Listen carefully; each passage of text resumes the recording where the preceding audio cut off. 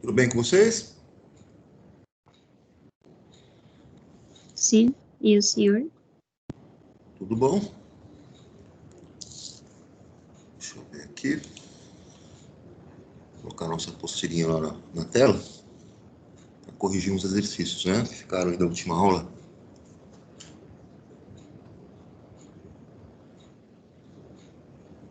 Deixa eu só localizar aqui onde é que está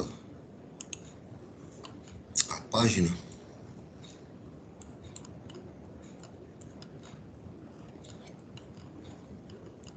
Vamos lá.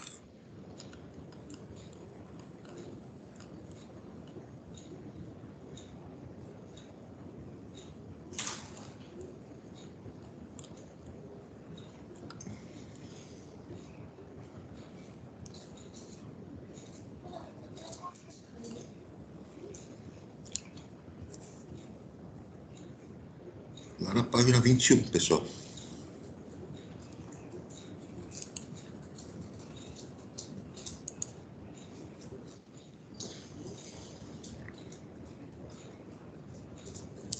Exercícios lá na página 21.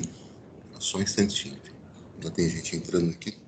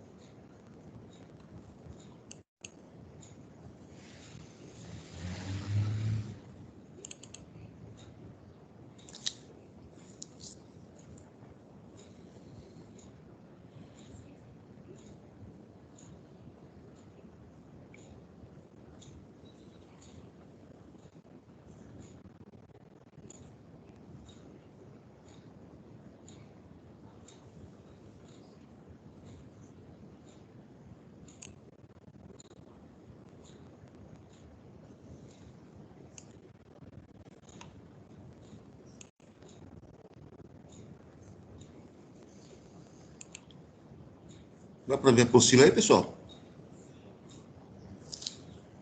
Sim. Muito bem. Essa página 20 nós já corrigimos? Já, né? Isso aqui nós já fizemos, organização das ideias. Checa aí. Já. Beleza. Então vamos lá para a página 21. Aqui na página 21 ele fala o seguinte. Já fizemos isso aqui também, não fizemos? Corrigimos as lâmpadas halógenas, corrigimos esses dois aqui também. Corrigimos aqui o 3. Deixa eu ver aqui. Ah, faltou aqui o 4, né? Esse nós não mexemos. Então, vamos lá, exercício 4. Ele diz aqui, o ácido sulfúrico é utilizado como matéria-prima na fabricação de fertilizantes, detergentes, explosivos, papel, corantes, cosméticos, baterias de automóveis. Tem uso intenso nas indústrias metalúrgicas, petroquímicas e de galvanoplastia. Em virtude dessa intensa aplicabilidade, é considerado o mais importante entre os ácidos. Tem ação altamente desidratante e corrosiva. Sua manipulação deve ser feita, sempre de maneira cautelosa, pois uma vez em contato com a pele, pode provocar queimaduras graves. Uma das etapas da fabricação desse ácido consiste na reação do dióxido de enxofre, SO2, com o oxigênio, O2, para formar o trióxido de enxofre, SO3. Então ele deu um diagrama de energia para nós aqui, onde mostra a entalpia e o caminho da reação. Então está aqui os reagentes, 2SO2 gasoso, mais O2 gasoso, e a formação do produto, 2SO3 gasoso. Reparem que a reação é exotérmica, eu tenho um conteúdo energético maior nos reagentes, um conteúdo energético menor nos produtos. Então, a variação da entalpia, o ΔH, vai ser negativo, uma reação exotérmica. Pela análise do diagrama, responda as questões. Com o objetivo de favorecer o rendimento da reação, que alteração deve ser realizada com a temperatura do sistema? Justifique a sua resposta. Bom, pelo gráfico nós vimos que a reação é exotérmica, libera calor. Então, se eu diminuir a temperatura do sistema, eu vou remover calor do sistema. Removendo o calor do sistema, eu estou favorecendo o processo exotérmico. Favorecendo o processo exotérmico, eu sei que a reação direta é exotérmica, libera calor, então vou ter uma maior formação de produtos. Eu vou deslocar o equilíbrio no sentido de formação dos produtos, aumentando, então, o rendimento da reação. Tranquilo, turma?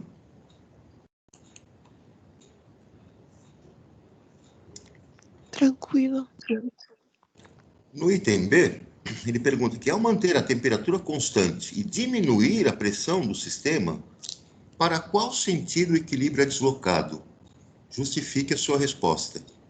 Aí que tá, nós temos que analisar a reação química que envolve aí gases, Então, se eu tenho a reação que é SO2, gasoso. Eu não vou colocar o gasoso aqui só para não ter que ficar escrevendo. Você sabe que está todo mundo gasoso, Então, aqui, o SO2 gasoso vai reagir com O2 gasoso e eu vou ter a formação do trióxido de enxofre, SO3. Então, SO3 gasoso. O balanceamento pede o coeficiente 2 aqui no SO2 e o coeficiente 2 no SO3. Então, reparem que, em termos de gases, os coeficientes estequiométricos indicam a proporção em volume. É a lei lá de Gay-Lussac, Então, eu tenho dois volumes de SO2 com um volume de O2 pelos coeficientes, formando dois volumes de SO3. Então, em termos de reagentes, eu tenho um total de 3 volumes. 2 mais 1, 3 volumes. E nos produtos eu tenho a formação de 2 volumes. Então, veja, a reação direta acontece uma contração dos gases, Os gases vão ocupar menos volume. Enquanto que ele pergunta, se você... Aqui a pergunta dele era... Deixa eu voltar aqui. Diminuir a pressão no sistema, então a diminuição da pressão vai fazer com que você faça uma expansão. E nesse caso, uma expansão, você vai permitir que os seus gases ocupem maior volume. A expansão favorece a reação que vai ocasionar uma formação de maior volume, permitir maior volume de gases ocupando o sistema fechado. Então, a expansão favorece, na diminuição de pressão, a formação de uma maior quantidade de gases. Então, a reação inversa, né, é a que vai ocorrer, vai se deslocar o equilíbrio para a reação inversa, para que se forme mais volume de gases. Então, vai se formar mais SO2, mais O2, e você vai diminuir o rendimento da sua reação. Tudo bem, pessoal? Sim. Deixa eu só ver quem está aqui no lobby. Vai ter gente entrando até às 9 da manhã aqui. Pronto. Voltando lá. Ampliando. Está dando para ver aí, turma?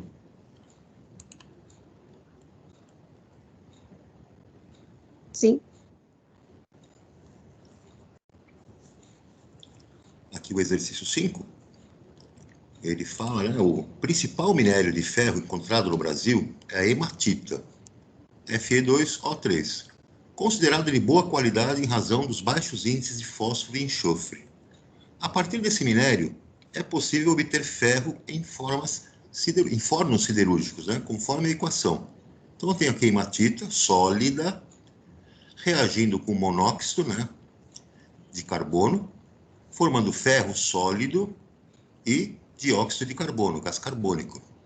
Determina o sentido do deslocamento do equilíbrio quando for adicionado CO ao sistema, for retirado CO2 do sistema e houver aumento na pressão sobre o sistema. Justifique a sua resposta.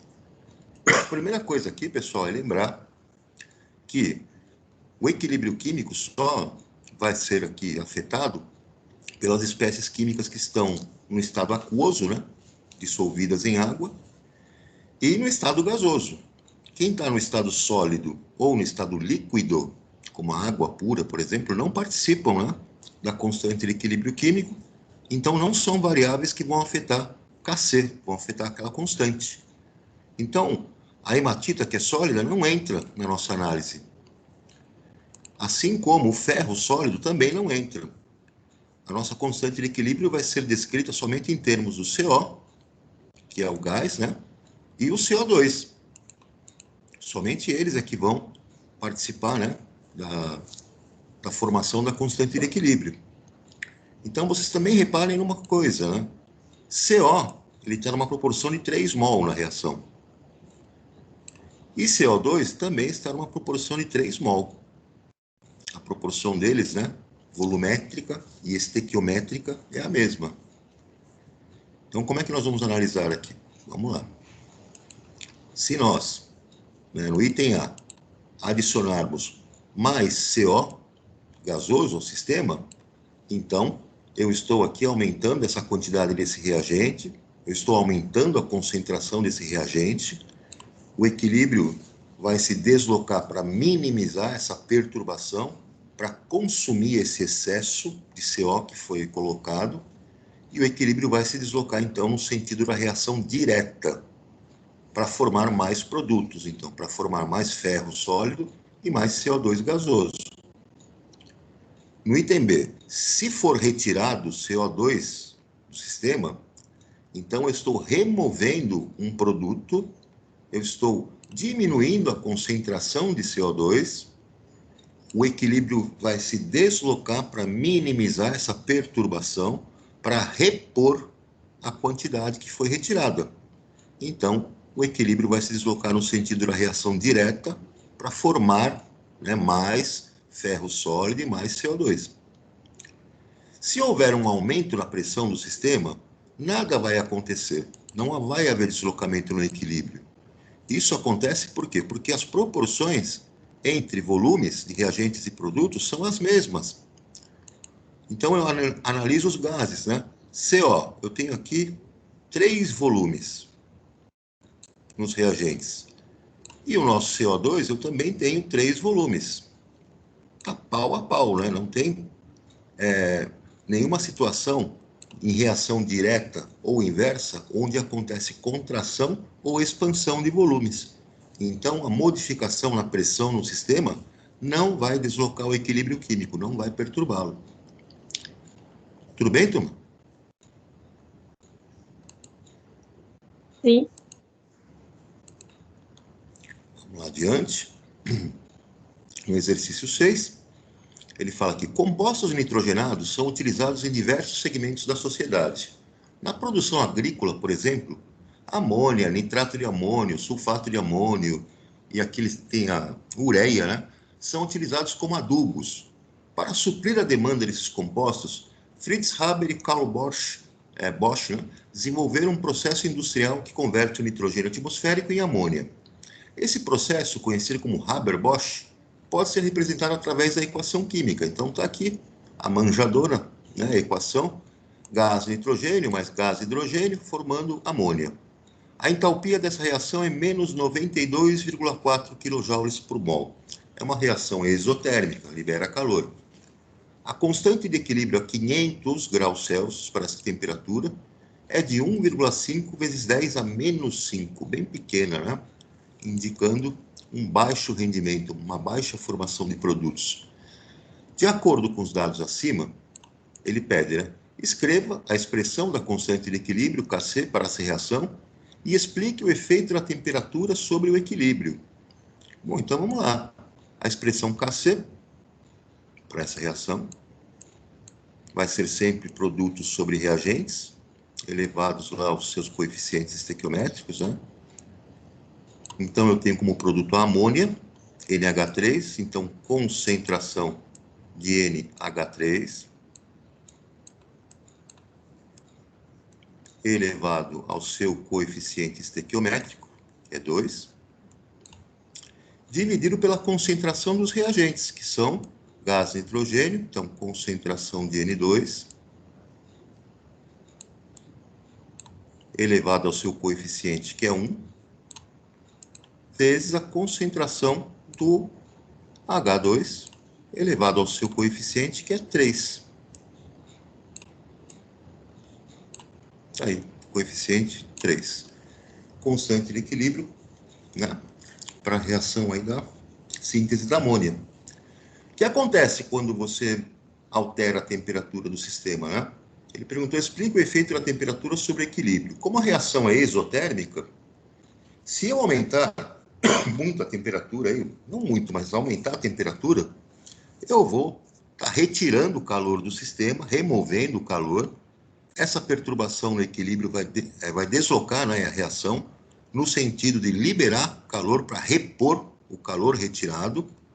Então, eu vou estar deslocando a reação no sentido direto, né, no sentido exotérmico. Se o ΔH informado é 92,4, ele se refere à reação direta. Então, a reação direta libera calor. É uma reação exotérmica. Da mesma forma que a reação inversa será endo, absorverá calor. Então, aumentando a temperatura, eu vou deslocar o equilíbrio no sentido da reação inversa. Diminuindo a temperatura, eu vou deslocar o equilíbrio no sentido da reação direta. Reação exotérmica, se você tem reação exotérmica liberando o calor, a diminuição da temperatura remove calor, desloca no sentido exotérmico. Se você aumentar a temperatura, você vai forçar a absorção de calor, a entrada de calor. Esse excesso, então, né, vai fazer com que a reação se desloque no sentido endotérmico, absorvendo esse calor. Tranquilo aqui, pessoal? Sim.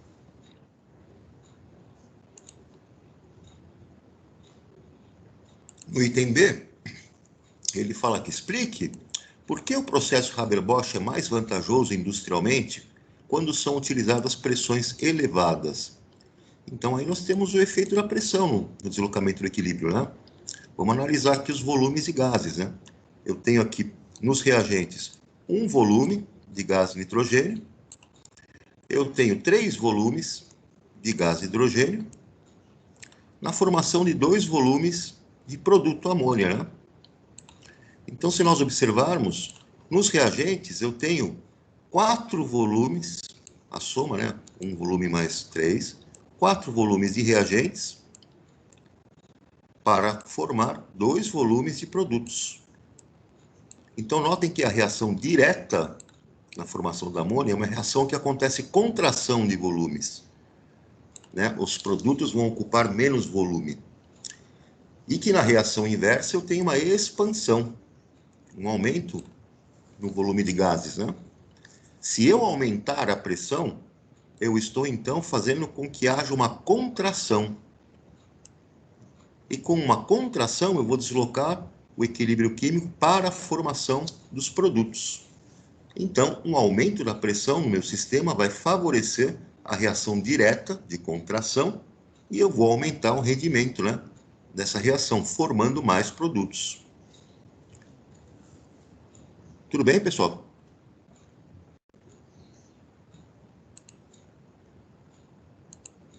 Tranquilo aqui? Sim. Deixa eu ver o que está aqui.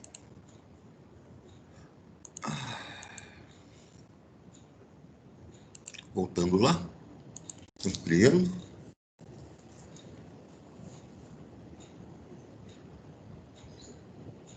Aqui o exercício 7, né?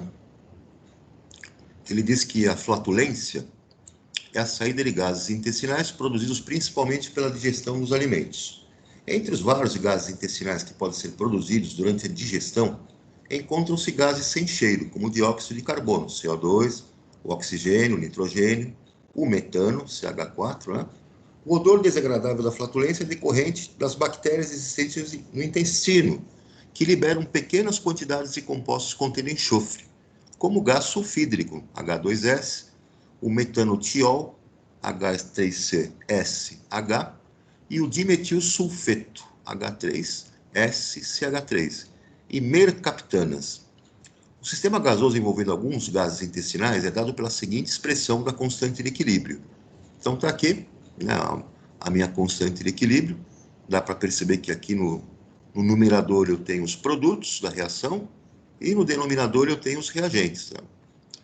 De acordo com essa informação, responda as questões.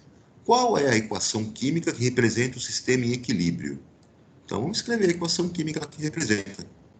Nós temos aqui, na constante de equilíbrio, sempre produtos sobre reagentes.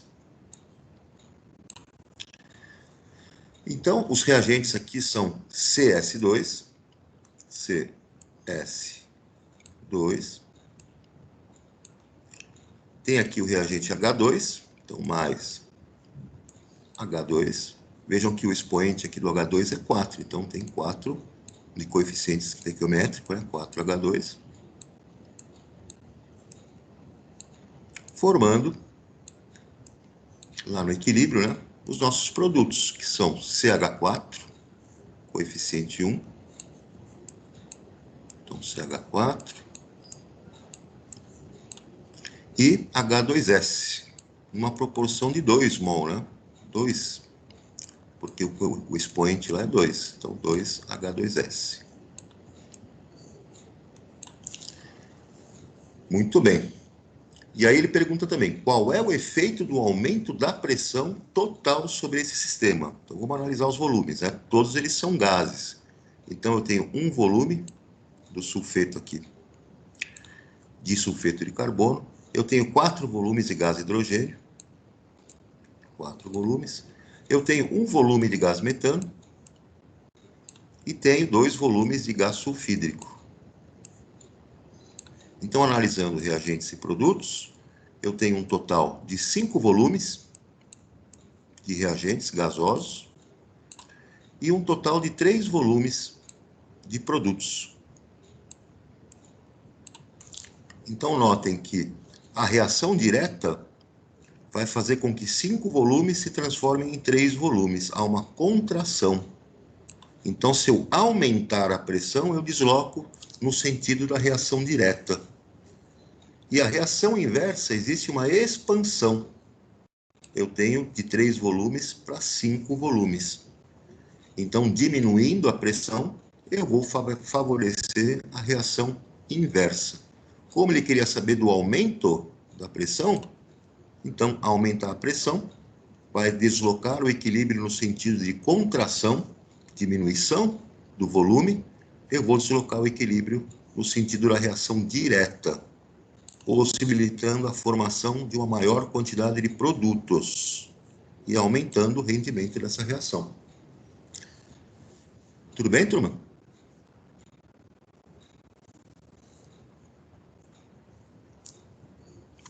Tranquilo até aqui? Sim. Deixa eu tirar aqui um pouquinho. Agora já deu tempo suficiente. Ver quem está mais aqui. Matheus Rodrigues. Milena. Eu vou aqui fazer a minha chamadinha, tá? Então, quando eu chamar o nomezinho aí de vocês, por favor, só responder presente. Aline. Amanda. Presente. Deixa eu colocar em maiúsculo aqui, senão eu enxergo. Analice. Anne. Bárbara. Bianca. Aqui. Quem respondeu aí?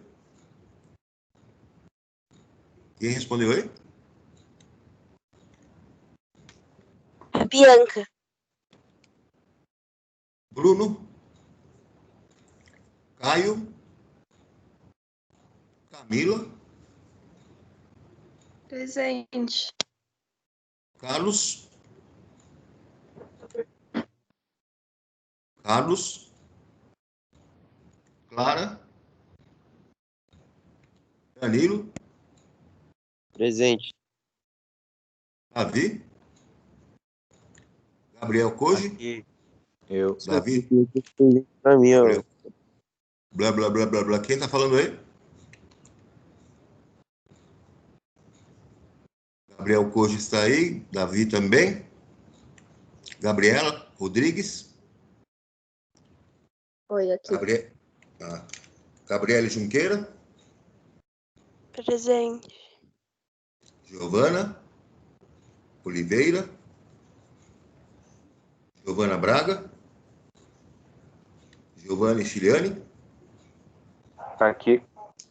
Giovana Moreira. Giovana Santos. Guilherme Azevedo. Guilherme Nascimento. Gustavo dos Reis. Gustavo Quente. Aqui. Presente. Isabela. Quem falou presente? Dos Reis? Isso. Isabela Carvalho. Isabela Cerqueira. Isabela Cruzado. Isabela Gil. Presente, pro. Isadora Cristina. Isadora Silva. Presente, pro. Ítalo. Júlia dos Santos. Presente, Jota. Júlia Virgínia. Ayla. Lucas Amaral. Marcos. Luísa Viana. Marcele. Presente. Marco Antônio. Presente. Mateus Almeida. Mateus Evangelista. Presente, mestre. Mateus Cali. Mateus Rodrigues. Mateus Silva. Aqui. Presente. Rodrigues, presente. Mateus Silva, presente. Presente. Maísa. Presente. Mel. Michele. E Helena. Aqui. Presente, pro. A Michele está presente, a Milena também? Sim. Sim. Natália? Presente, pro. Natan? Rafaela Magalhães? Rafaela Santiago? Renan? Thaís Fernandes? Thaísa Silva? Aqui. Thaís Sayela? Tainá? Vinícius Bezerra? Vinícius Nunes? Presente.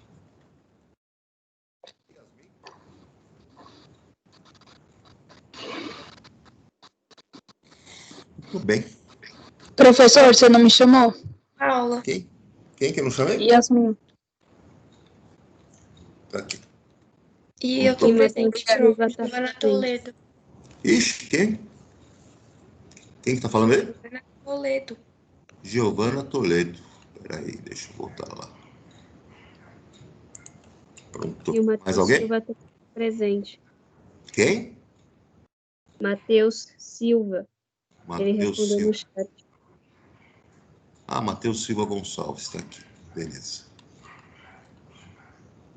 Voltando lá. Na nossa apostilinha. Aqui eu parei. Ixi, minha internet está oscilando pra caramba aqui. Deixa eu só espelhar aqui novamente para vocês. Vou compartilhar aqui de novo. Aqui. Ampliando.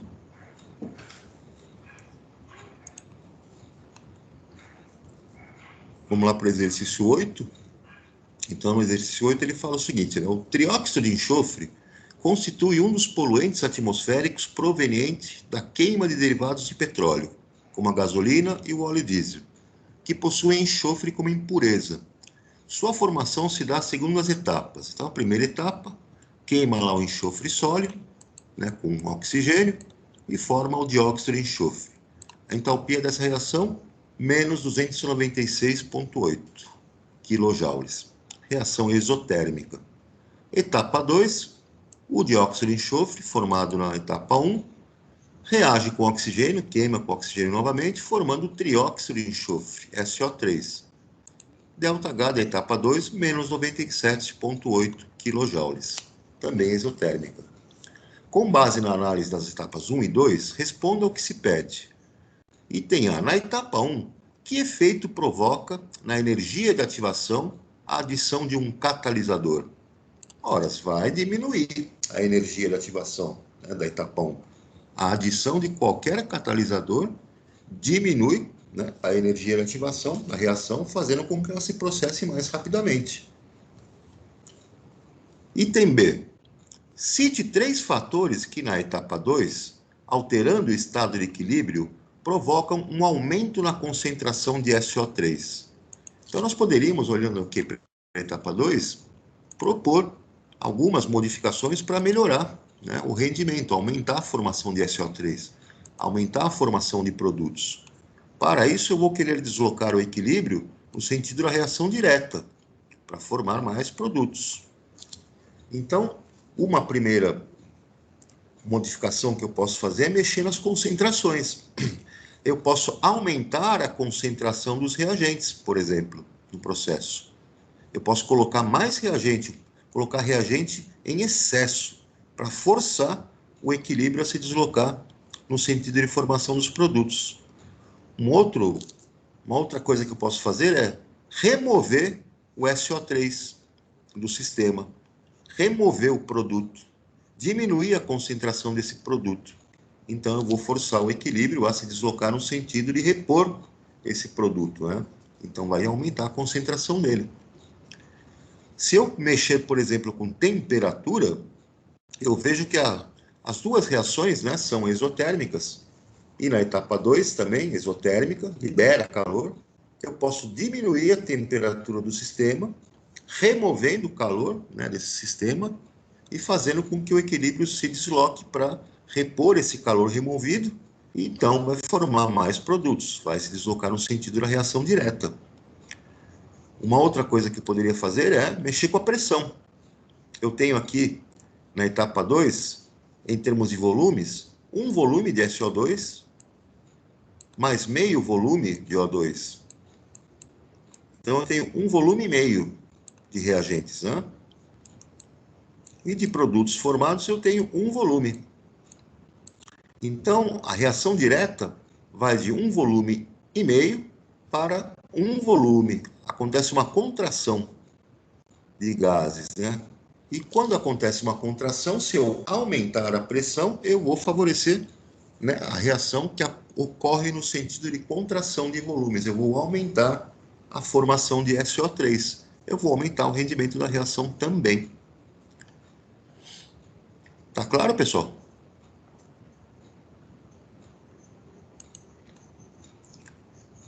Então, citamos 3 fatores aí. Citamos o fator da concentração, citamos o fator da temperatura e também o fator da pressão.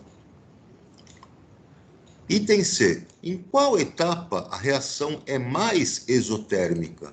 Ora, é a etapa que vai liberar mais calor do processo, né, na reação direta. Então, quem libera mais calor, né, do menos 296,8, é a etapa 1. Essa primeira etapa é a mais exotérmica. Tudo bem, pessoal? Tranquilo até aqui? Muito bem. Aqui tem a química em foco, né, que eu pedi para vocês lerem aqui o texto, né, a respeito aí da produção da amônia. Então, ele mostra para nós aqui que os problemas técnicos que existiam para que você conseguisse sintetizar amônia a partir dos gases da atmosfera eram muito grandes, né? E esse processo Haber-Bosch que foi desenvolvido, então, conseguiu, né, a partir lá de um reator catalítico de leito fixo, sob alta pressão, né, e com remoção lá de produto, à medida de remoção contínua de produto, à medida que a reação se desenvolve, né, eles conseguiram, então, oferecer um caminho que fosse viável para a produção dessa substância que é uma base, é uma substância de base para a formação de várias outras, né? Então, vejam aqui, a partir da amônia, nós temos aí, num processo de reação com ácido nítrico, a produção do nitrato de amônio, que é um fertilizante importante. Inclusive, foi aquele que explodiu lá no Líbano, né? Se eu reagir a amônia com ácido sulfúrico, eu produzo também o sulfato de amônio, né? Outro fertilizante nitrogenado importante. Reagindo com gás carbônico, eu vou produzir a ureia, outro fertilizante importante, também muito adotado aí na alimentação do rebanho de gado, né? Reagindo com ácido fosfórico, eu vou formar os fosfatos de amônia, né? Também fertilizantes importantes, fonte de fósforo, né? E reagindo com a água, o hidróxido de amônio. E esse hidróxido de amônio é uma substância básica aí também para você fazer a produção de vários tipos de substâncias aí dentro da indústria de base. Então, ela é fundamental aí como uma substância aí de indústria de base mesmo para que você, dentro da indústria química, consiga produzir diversos outros tipos de produtos, né? Com base no conhecimento sobre o assunto, responda às questões. Estudos da cinética comprovam que o aumento da temperatura de um sistema aumenta a rapidez de uma reação, independentemente se é exotérmica ou endotérmica. No entanto, a elevação da temperatura para a síntese da amônia não contribuía de forma significativa para aumentar sua produção. Por quê? Porque a reação é exotérmica. Se você observar aqui, ó, o ΔH dessa reação, né, é menor do que zero. A reação libera calor. Então, existe um certo limite, né, de aumento de temperatura para você deslocar o sentido da reação para o sentido exotérmico.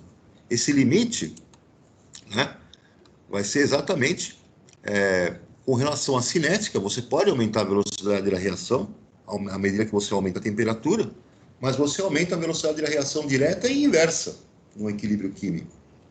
Então, não vai te ajudar em muita coisa se você aumenta um pouco até o valor da sua constante de equilíbrio, mas pelo fato da reação ser exotérmica, aumentar demais a temperatura, né, vai fazer com que esse deslocamento não seja muito viável, né?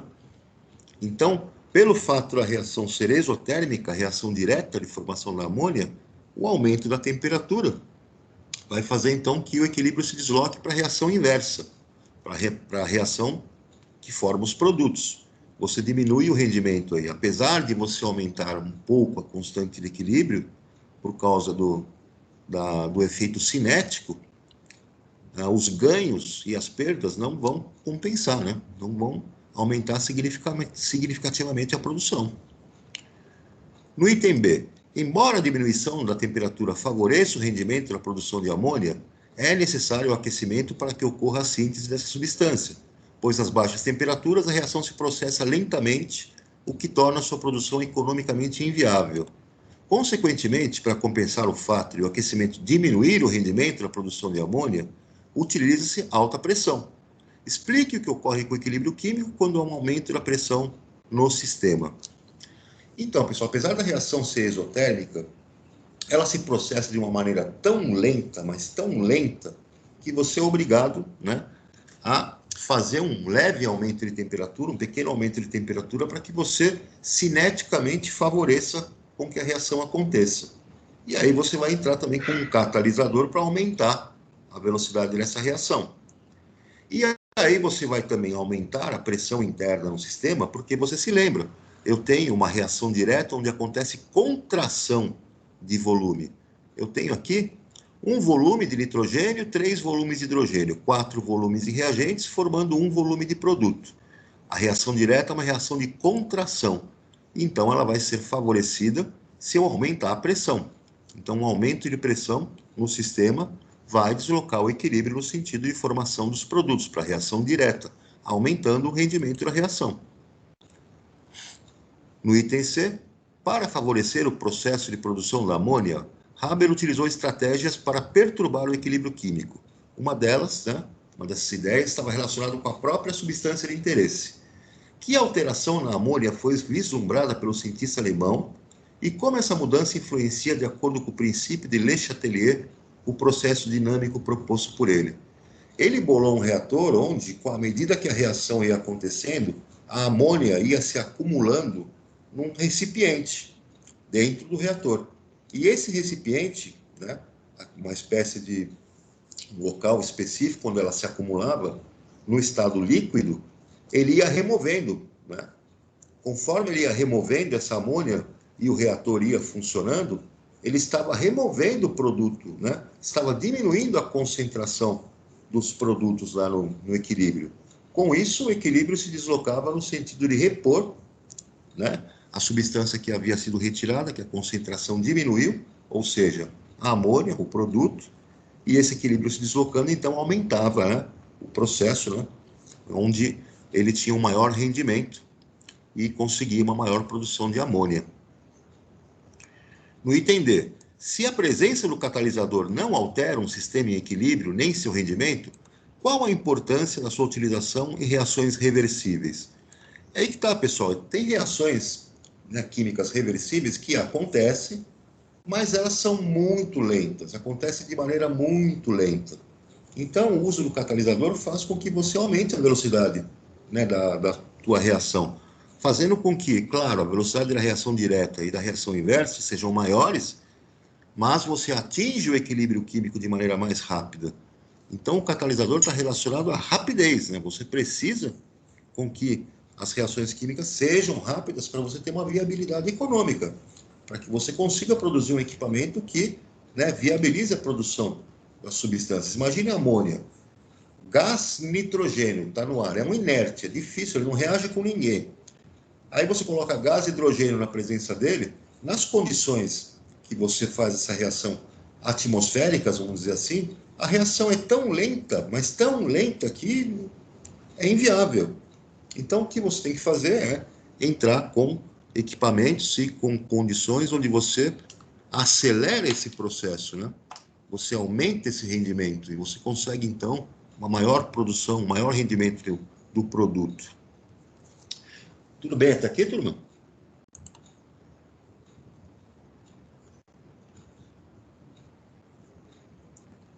Pessoal, tô vendo aí essa hora do estudo? Hora do estudo, divertimento para vocês aí, essas questões aí de hora do estudo. Podem fazê-las. Não se esqueçam de mandar as fotinhos lá na atividade do Positivo On. Aí. E depois nós já vamos entrar num novo assunto, que é o nosso equilíbrio, né? Iônico. Equilíbrio que envolve ácidos, bases e a própria água. Tranquilo, turma? Alguma dúvida aí? De boa. Beleza, então. Eu vou deixar vocês tomarem uma aguinha para ir para a próxima aula e no nosso próximo encontro retomamos aí os nossos conteúdos aí de equilíbrio, tá? Pessoal, um abração, fiquem com Deus, se cuidem e até o nosso próximo episódio. Até, Jota.